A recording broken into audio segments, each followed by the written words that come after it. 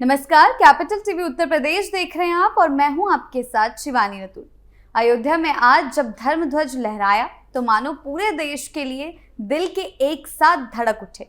सदियों की आस, पीढ़ियों की प्रतीक्षा और भक्तों की भावनाएं आज एक दिव्य क्षण में सिमट गई। रामनगरी से उठी ये पवित्र लहर पूरे भारत में उत्सव बनकर फैल गई। कई घंटियां बज उठी, कहीं जय श्री राम के जय घोष गूंजे और हर घर हर दिल में एक नई रोशनी जगमगाने लगी। और इसी पावन माहौल में प्रधानमंत्री मोदी का भी जोशीला और प्रेरक भाषण देश भर में एक नई ऊर्जा भर गया। उनका संदेश केवल शब्द नहीं लगा बल्कि एक ऐसी प्रेरणा बना जिसने करोड़ों भारतीयों में आत्मविश्वास, गर्व, संकल्प की चिंगारी जगा दी। अयोध्या की हवा में आज इतिहास भी था, भावनाएं भी और एक विकसित भारत का नया सपना भी। तो क्या कुछ हुआ है, कैसे आज अयोध्या जगमगा रहा है, आइए जानते हैं विस्तार से। अयोध्या में राम मंदिर के शिखर पर भगवा ध्वज फहराने के मौके पर प्रधानमंत्री मोदी ने कहा कि यह दिन भारत की सांस्कृतिक चेतना और आस्था के इतिहास में एक बहुत बड़ा अध्याय है। उन्होंने वातावरण का वर्णन करते हुए कहा कि आज पूरा भारत और पूरी दुनिया राम के नाम में डूबी हुई है। हर जगह एक अलग ही उत्साह देखने को मिल रहा है और सबकी भावनाएं जो है महसूस की जा रही हैं। सदियों से जो दर्द और संघर्ष चला आ रहा था वो आज खत्म होता हुआ दिखाई दे रहा है। कई पीढ़ियों से जो सपने और प्रतीक्षाएं चल रही थी वो पूरा रूप ले रही हैं। उनका कहना था कि राम मंदिर का निर्माण सिर्फ एक भवन का निर्माण नहीं है, बल्कि ये उस विश्वास की जीत है जिसने हजारों साल तक कभी हार नहीं मानी। रामलला के गर्भगृह से निकलने वाली दिव्य ऊर्जा और इस मंदिर की भव्यता आज भारत की आत्मा की ओर भी मजबूत कर रही है। प्रधानमंत्री ने भगवा धर्म ध्वज के महत्व को समझाते हुए कहा कि यह ध्वज केवल कपड़े का टुकड़ा नहीं है, बल्कि ये भारत की गहरी सांस्कृतिक जड़ों, सभ्यता के पुनर्जागरण और आध्यात्मिक ऊर्जा का संकेत है। उन्होंने बताया है कि इस ध्वज का भगवा रंग सूर्यवंश की परंपरा को याद कराता है और उस पर बना ओम का चिन्ह भारतीय ज्ञान, सत्य और ब्रह्म के मूल तक पहुंचने का प्रतीक है। ध्वज पर अंकित कोविदार वृक्ष राम राज्य की आदर्शों, समृद्धि, संभाव और सदाचार की याद दिलाता है। प्रधानमंत्री ने कहा कि यह ध्वज सदियों से चली आ रही तपस्या, संघर्ष और भक्तों की आस्था का एक जीवंत प्रतीक है। यह आने वाली पीढ़ियों को हमेशा बताएगा कि सच्चाई ही अंत में जीतती है। वचन का पालन करना चाहिए और कर्तव्य को सर्वोपरि रखना चाहिए। ये ध्वज समाज में सद्भाव, शांति और भेदभाव से मुक्ति का संदेश भी देता रहेगा। प्रधानमंत्री मोदी ने कहा कि अयोध्या वो पवित्र भूमि है जहां आदर्शों ने सिर्फ शब्दों का रूप नहीं लिया बल्कि आचरण का वास्तविक रूप पाया। श्री राम ने अपने जीवन की शुरुआत इसी अयोध्या से की और इस नगर ने दुनिया को बताया कि एक व्यक्ति समाज के संस्कारों, गुरुजनों के मार्गदर्शन और सहयोगियों की सहायता से पुरुषोत्तम कैसे बन सकता है। उन्होंने बताया कि जब राम वनवास गए थे तब वो केवल एक युवराज थे, लेकिन वापसी पर वो मर्यादा पुरुषोत्तम कहलाए।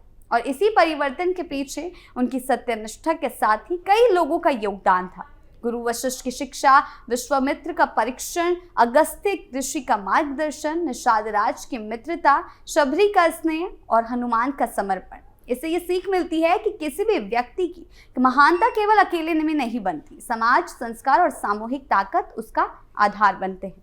पीएम मोदी ने बताया कि भारत को 2047 तक विकसित राष्ट्र बनाने के लिए केवल सरकार की नहीं बल्कि समाज के हर वर्ग की ताकत और भागीदारी जरूरी है। उनका कहना है कि जिस प्रकार राम मंदिर के निर्माण में संतों, दानदाताओं, मजदूरों, इंजीनियरों और आम जनता ने मिलकर योगदान दिया, उसी तरह देश को भी सामूहिक प्रयासों से आगे ले जाना होगा। भारत पिछले 11 वर्षों में महिलाओं, दलितों, पिछड़ों, आदिवासियों, किसानों, श्रमिकों और युवाओं सहित हर वर्ग को विकास से जोड़ने की कोशिश कर रहा है। 2047 के भारत की नींव तभी मजबूत होगी जब हर व्यक्ति को समान अवसर मिलेंगे और हर क्षेत्र सशक्त होगा। प्रधानमंत्री ने कहा कि भविष्य के भारत के लिए आज से ही दूरदृष्टि, योजना और एकता की जरूरत है, ताकि जब देश आजादी के 100 वर्ष पूरे करे तब वो दुनिया के सबसे मजबूत और विकसित देशों में शामिल हो। उनके भाषण में कहा है कि भारत को आगे बढ़ाने के लिए प्रत्येक नागरिक को राम के आदर्शों को अपने जीवन में उतारना होगा। उन्होंने राम को केवल एक पौराणिक चरित्र नहीं बल्कि एक मूल्य प्रणाली बताया। राम का अर्थ है आदर्श, मर्यादा, सत्य, साहस, क्षमा, विनम्रता, समर्पण, करुणा और कर्तव्य। राम हमें सिखाते हैं कि शक्ति से अधिक महत्वपूर्ण संयोग है, कुल से अधिक महत्वपूर्ण भक्ति है और प्रसिद्धि से अधिक महत्वपूर्ण चरित्र है। राम की शिक्षा हमें बताती है कि जीवन में दृढ़ संकल्प, संयम, ईमानदारी और अनुशासन अपनाने से ही समाज मजबूत बनता है। प्रधानमंत्री ने कहा है कि प्रत्येक व्यक्ति को अपने भीतर राम को जीवित करना होगा, तभी भारत 2047 तक एक सशक्त और विकसित राष्ट्र बन पाएगा। मोदी ने कोविदार वृक्ष और अयोध्या की परंपरा का उदाहरण देते हुए कहा है कि जब हम अपनी सांस्कृतिक पहचान भूल जाते हैं तो हमारा आत्मविश्वास भी कम हो जाता है, लेकिन जब पहचान वापस मिलती है तो समाज में नई ऊर्जा और गर्व का संचार होता है। उनका कहना है कि कई वर्षों तक गुलामी की मानसिकता के कारण भारत ने अपनी परंपराओं और राम के महत्व को कम करके देखा। यहाँ तक कि कुछ लोगों ने राम को काल्पनिक भी कहा, यानी कि विपक्ष की ओर ये उनका एक इशारा था। उनका मानना है कि यदि देश ठान ले तो अगले 10 वर्षों में इस मानसिक गुलामी को पूरी तरह से खत्म किया जा सकता है, जिससे भारत का आत्मविश्वास फिर से अपने चरम पर पहुंच जाएगा। उनका सीधा कहना है कि 21वीं सदी की अयोध्या दुनिया के लिए विकास और संस्कृति के मेल का एक नया मॉडल पेश करेगी, जहां परंपरा, आधुनिकता और साथ साथ आगे बढ़ेंगे। प्रधानमंत्री ने कहा कि आने वाले वर्षों में अयोध्या फिर से दुनिया के सामने एक ऐसी नगरी के रूप में उभरेगी जो आध्यात्मिकता और आधुनिकता दोनों को संतुलित रूप दिखाएगी। जिस तरह त्रेता युग में अयोध्या नीति, मर्यादा और धर्म का केंद्र थी, ठीक उसी तरह आधुनिक अयोध्या विकास, तकनीक और समृद्धि का केंद्र बनेगी। सीधा कहना है कि आने वाले समय में अयोध्या में सरयू नदी की पवित्र धारा, आधुनिक विकास की धारा एक साथ बहेगी। यहाँ धार्मिक दर्शन के साथ साथ आर्टिफिशियल इंटेलिजेंस और नई तकनीकों का भी मेल दिखाई देगा। प्रधानमंत्री का मानना है कि जब भारत अपनी जड़ों से जुड़कर आधुनिकता को अपनाएगा, तभी आने वाले 1000 वर्षों के लिए देश की नींव मजबूत होगी। पीएम मोदी ने बताया है कि भारत को 2047 तक विकसित राष्ट्र बनाने के लिए केवल सरकार की नहीं, समाज के हर वर्ग की ताकत और भागीदारी जरूरी है। उनका कहना है कि जिस प्रकार राम मंदिर के निर्माण में संतों, दानदाताओं, मजदूरों, इंजीनियरों और आम जनता ने मिलकर योगदान दिया, उसी तरह देश को भी सामूहिक प्रयासों से आगे ले जाना होगा।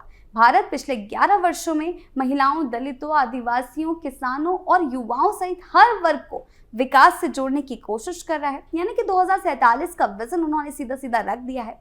भारत की नींव तभी मजबूत होगी जब हर व्यक्ति को समान अवसर मिलेंगे और हर क्षेत्र सशक्त होगा।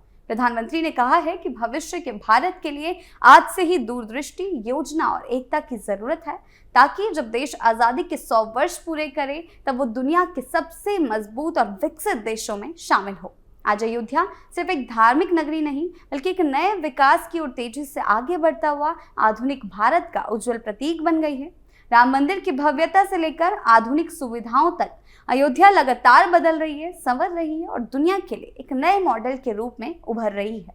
यहाँ परंपरा और तकनीक साथ साथ चल रही है, जिससे ये शहर आने वाले समय में और भी ऊंचाइयों को छुएगा। चाहे बुनियादी ढांचा हो, पर्यटन हो या शहर का समग्र विकास, अयोध्या अब हर दिशा में प्रगति की नई कहानी लिख रही है। आने वाले वर्षों में यह नगरी न केवल आध्यात्मिक केंद्र रहेगी, बल्कि भारत के विकास, सौंदर्य और समृद्धि की मिसाल भी बनेगी। और इसी के साथ अयोध्या से उठी ये नई शुरुआत आज पूरे देश को एक नई दिशा दे रही है। धर्म ध्वज की लहराती छटा और मोदी के प्रेरक शब्दों ने भारत के मन में विश्वास की एक नई लौ जगा दी है। सदियों से प्रतीक्षित ये क्षण अब सिर्फ इतिहास नहीं, बल्कि भविष्य का संकल्प बन गया है। एक ऐसा भविष्य जहां राम के आदर्शों के साथ आधुनिक भारत की दौड़ भी उतनी ही तेज होगी। आज का दिन बताता है कि जब देश एकजुट होता है तो उसके सपनों की उड़ान असीम हो जाती है। अयोध्या का यह अध्याय यहीं खत्म नहीं होता। ये तो उस भारत की शुरुआत है जो अपनी विरासत पर गर्व करता है और आगे बढ़ने का साहस भी रखता है। जय श्री राम। आपकी इस बारे में क्या राय है, हमें कमेंट सेक्शन में जरूर बताएं। नमस्कार।